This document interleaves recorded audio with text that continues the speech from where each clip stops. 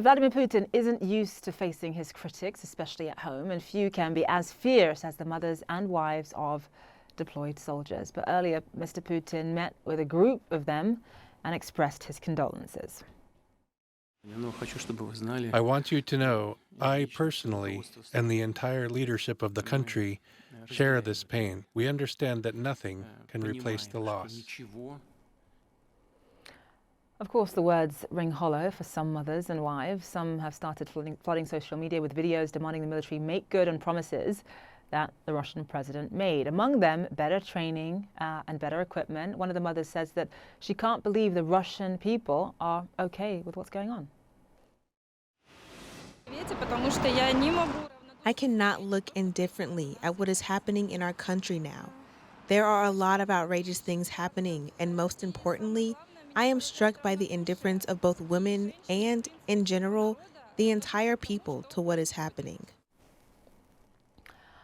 While the Kremlin has, of course, cracked down on dissent since the war began, many say that this time is different because the word of mothers is sacred in Russia. Russian President Vladimir Putin actually met with mothers of soldiers fighting in Ukraine today. This is a rare moment where Putin is acknowledging the many lost Russian lives in this war. Susan, what do you make of this decision on the part of Putin to have this meeting? Well, it does reflect increasing pressure inside Russian society ever since Putin authorized and required a partial mobilization of Russian men, calling up hundreds of thousands of them earlier this fall in response to Ukraine's successes on the battlefield.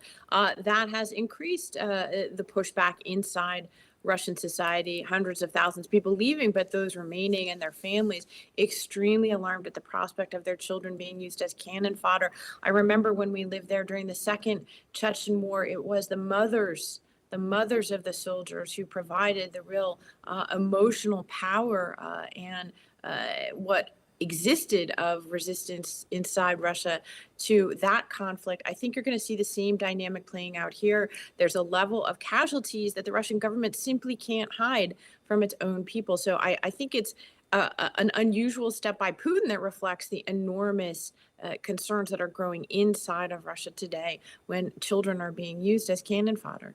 And there have been more Russian strikes near the largest nuclear plant in Europe.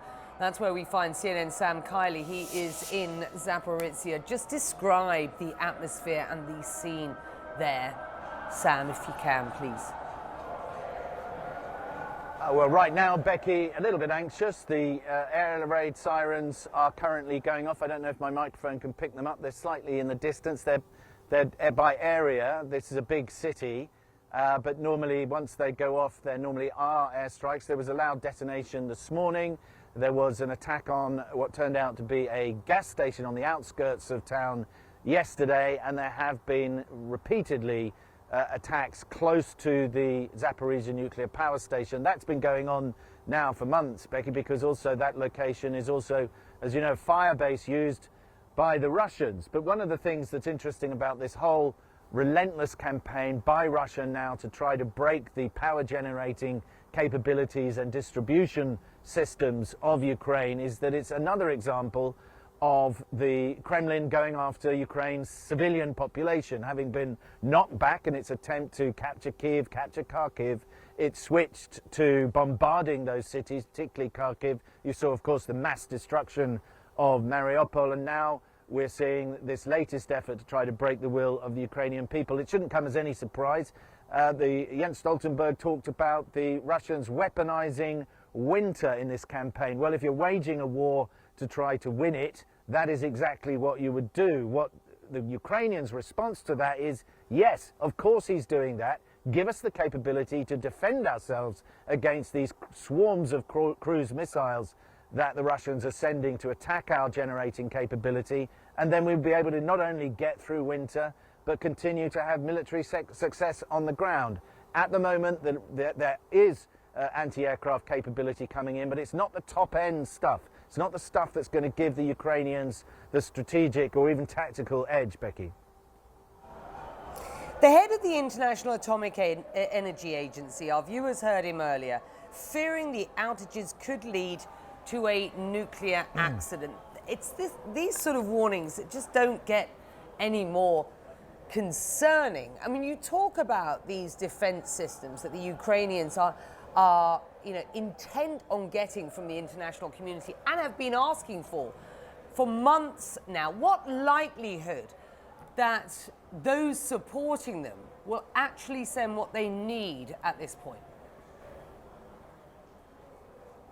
Well, one of the countries that they've been repeatedly asking for help from is Israel, which has its own issues with Russia relating to Russia's role in support of Assad in Syria. The Israelis have been giving moral and other humanitarian support to Ukraine, but are refusing to supply their highly sophisticated anti-missile systems, the Iron Dome and the other bigger systems that we've seen so frequently in action there. So that is something that they are continuing to work on, but the Ukrainians haven't got access yet to the Patriot missiles. Germany and Poland are kind of discussing whether or not they ought to supply them, but they need to negotiate that also with the United States. That would be a very effective anti-missile missile system. There's a lot of equipment out there. What I think the pattern has been so far, and this goes back to 2014 when Ukraine was first invaded by Russia and her proxies, is that the NATO and her allies have been somewhat behind the loop. They've always been anxious about an excessive reaction coming from Moscow, particularly with the use of sophisticated missile systems, and then they eventually catch up. So back in 2014, Ukraine got no lethal aid. Now it's getting tank-killing equipment, it's getting tanks, it's getting armored personnel carriers, it's getting Stinger missiles, it's getting other missiles that can bring down incoming aircraft from Russia, but it's not the top-end stuff yet, Becky. Sam Kiley is on the ground, Zaporizhzhia in Ukraine. Sam, thank you.